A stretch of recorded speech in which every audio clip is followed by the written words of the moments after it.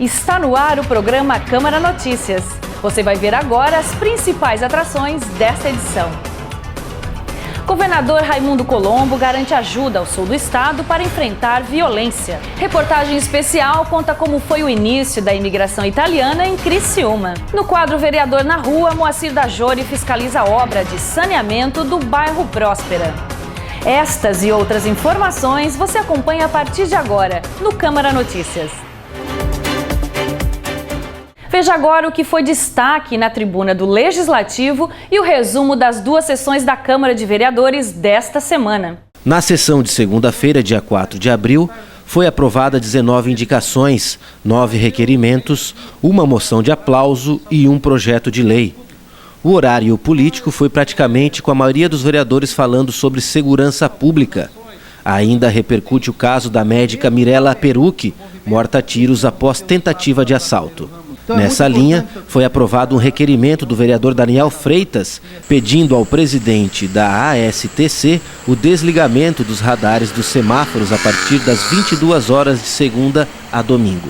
Com essa medida, faz com que o cidadão tenha mais segurança, porque a partir das 10 horas da noite, e aqui eu não estou incentivando nenhum motorista a infringir as leis de trânsito, mas no momento de emergência, ele possa salvar-se da situação de perigo e não ainda, sobretudo, sofrer uma multa de trânsito. Na última semana, outro assunto que gerou protestos foi a questão do contrato entre Prefeitura e Somatem, empresa responsável por reparos e construções nos cemitérios de Criciúma. Saiu uma tabela nova agora, mas sempre tem gerado um transtorno entre o preço cobrado e o preço aplicado. O vereador Júlio Colombo fez aprovar por unanimidade um requerimento pedindo cópias de contratos de eventuais aditivos e tabelas de preços atualmente praticados pela empresa.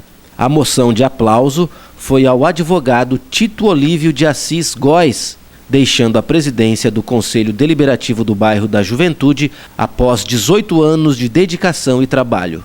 A indicação foi do presidente da casa, vereador Ricardo Fabres.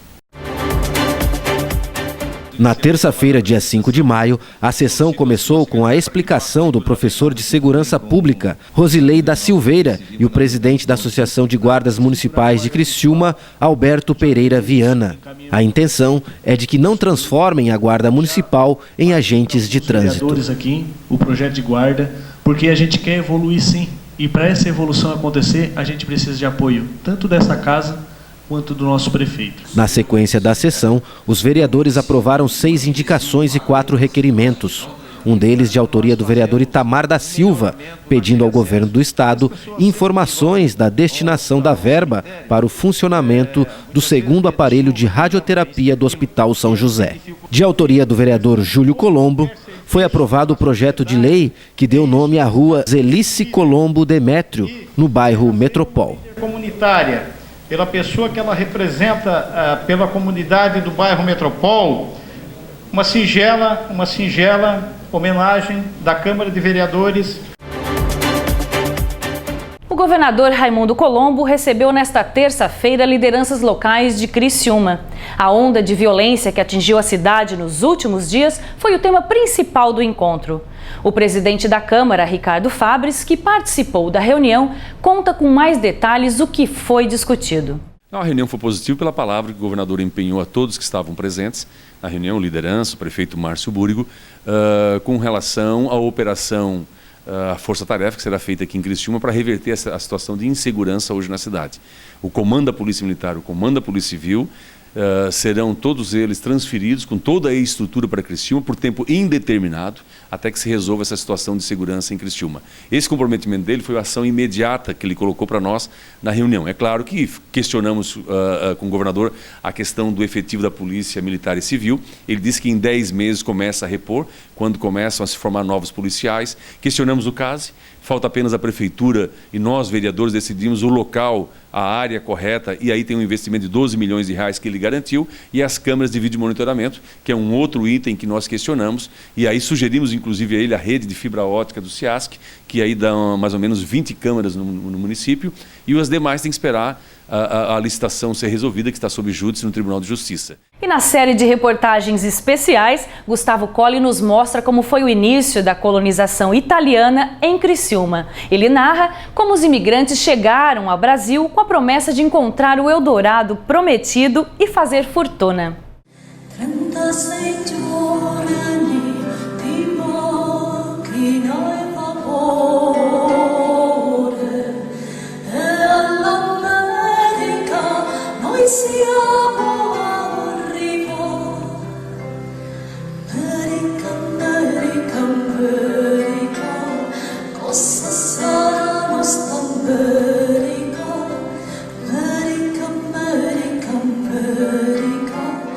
Havia uma superpopulação, principalmente no norte da Itália, muita pobreza, anos muita seca, outros anos muita neve, e assim as pessoas foram empobrecendo e até que uma certa altura resolveram a emigrar, não é? Então milhares e milhões até de italianos saíram da Itália para muitas direções do mundo. E algumas, um punhado de família, vamos dizer, umas centenas de famílias, vieram para o sul de Santa Catarina. Integrantes de 22 famílias, num total de 141 pessoas, todas provenientes do norte da Itália, mais precisamente da região do Vêneto, tinham um sonho: prosperar em terras desconhecidas.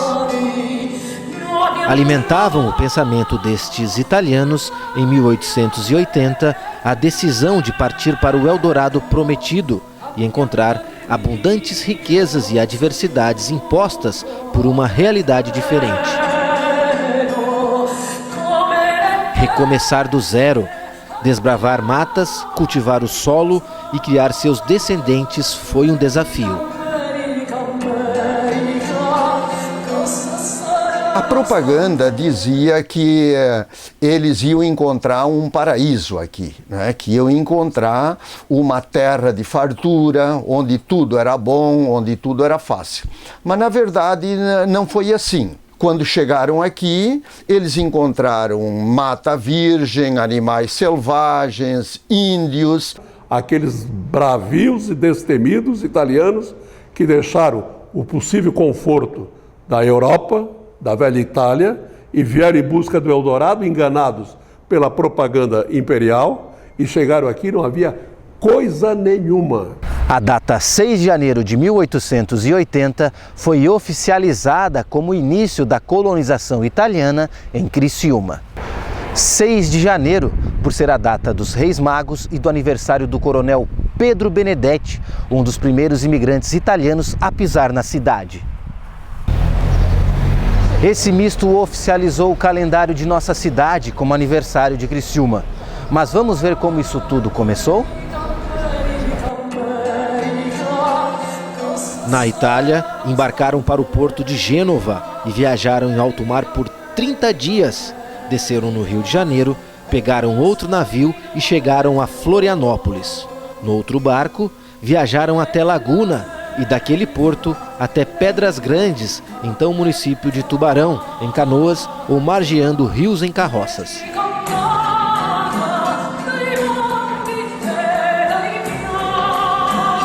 Chegaram em Pedras Grandes, a administração da empresa colonizadora determinou que eles seguissem rumo a Uruçanga, Criciúma, passaram por Uruçanga, quiseram ficar em Uruçanga, mas os italianos que já estavam ali há 2 anos não permitiram e mandaram que eles seguissem viagem. Por uma trilha de tropeiros, eles embarcaram os seus pertences e vieram até chegar em Criciúma, que não era Criciúma, era apenas o povoado não havia povoado, era apenas uma unidade chamada São José.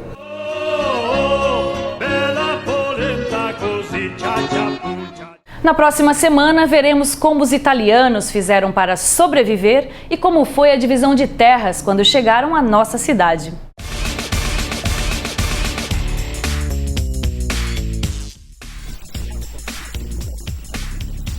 Foi o Código de Posturas, criado em 1926. Como o nome já diz, a população deveria seguir algumas regras de convivência em sociedade, proibindo atitudes sob pena de multa como depositar nas ruas ou estradas objetos que, pelo seu volume ou natureza, incomodem ou possam construir perigo para o trânsito público, maltratar animais, transitar a cavalos pelos passeios das ruas, transitar pelos passeios das ruas com tabuleiros, caixões ou qualquer objeto que intercepte o trânsito público, correr a cavalo pelas ruas das vilas ou povoações, exceto os agentes da força pública quando em objeto de serviço ou força militar, e transitar em carros de bois cantando dentro do perímetro urbano.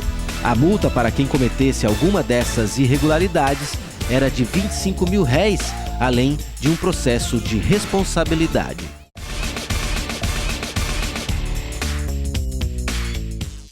No quadro Vereador na Rua desta semana, Moacir Dajori fiscaliza a obra do sistema sanitário do bairro Próspera, realizado pela Casan. Os moradores reclamam dos transtornos para o comércio e o trânsito na parte central do bairro.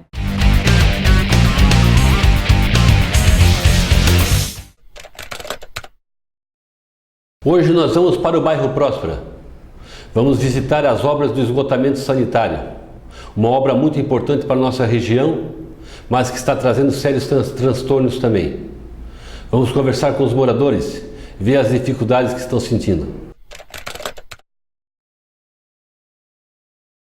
Eu caminhando nas estradas, os moradores vêm, porque a rede passa e certo que as lajotas já não são boas, né? Já não são boas porque já tem um uso, algumas de 20, 30, 40 anos de uso, né? Aí eles passam aquelas máquinas pesadas, aqueles caminhões deles, estragam tudo, né? Aí os moradores vêm, é reclamação diariamente. Eu como vereador e como homem público, essa é a minha função, minha obrigação. Aqui na Próspera tá um caos. Não tem ruas aqui onde eles passaram aqui que não deixaram problemas. E os problemas são sérios e até agora não tem solução nenhuma. Em primeiro lugar, eles deveriam consultar, não consultam. Aí vem fazer aleatoriamente, faz como se ninguém morasse aqui, como se fosse o dono da cidade. E o que a gente vê o maior problema aqui hoje? Hoje o que acontece? A rua está totalmente intransitável. A poeira toma conta, a sujeira está tomando conta da cidade, é um caos. Muita sujeira, muita quebração de calçada, muito canos quebrados, água jorrando, às vezes 3, 4 horas, a água da Casan, que é uma joia preciosa, eles não dão valor nenhum para isso aí. E fica na nossa cara e a gente não pode fazer nada. Eles chegam, quebram, saem e deixam a poeira como eles querem.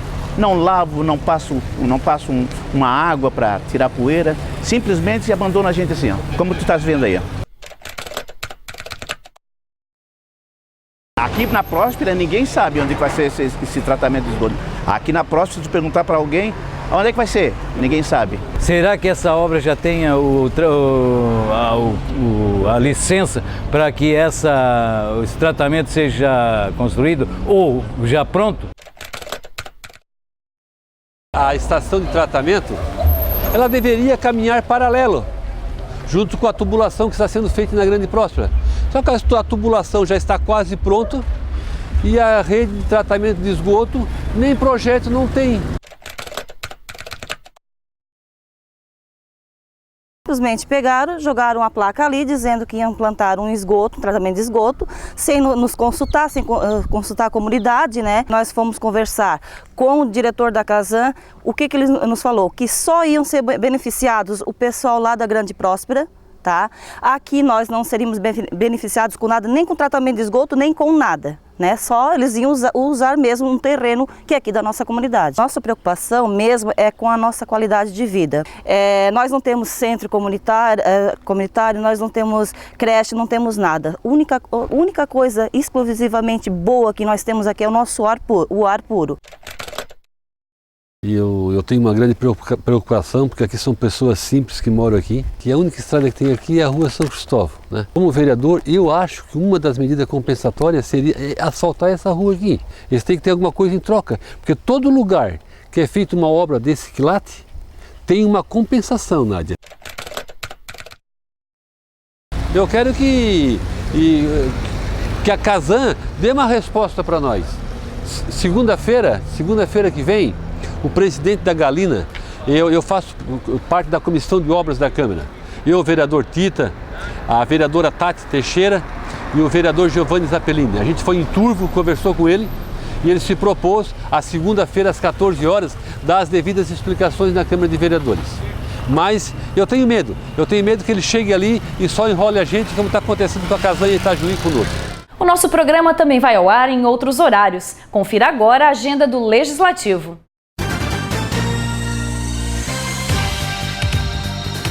O Câmara Notícias vai ao ar também na sexta-feira, às 5h30 da tarde, no sábado, às 3h30 da tarde, na segunda, às 10h30 da manhã e nas terças, às 5 horas da tarde.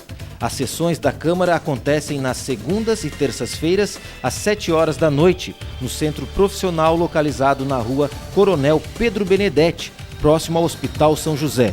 Ou veja também ao vivo sem sair da sua casa pelo site do Legislativo, www.camaracriciuma.sc.gov.br. Acesse também nosso Facebook e nosso Twitter. Estas foram as principais notícias desta semana. Você também pode contribuir com o nosso programa. Para sugestão, dúvida ou informação, mande um e-mail para imprensa@camaracriciuma.sc.gov.br. Espero por vocês no próximo Câmara Notícias. Até lá!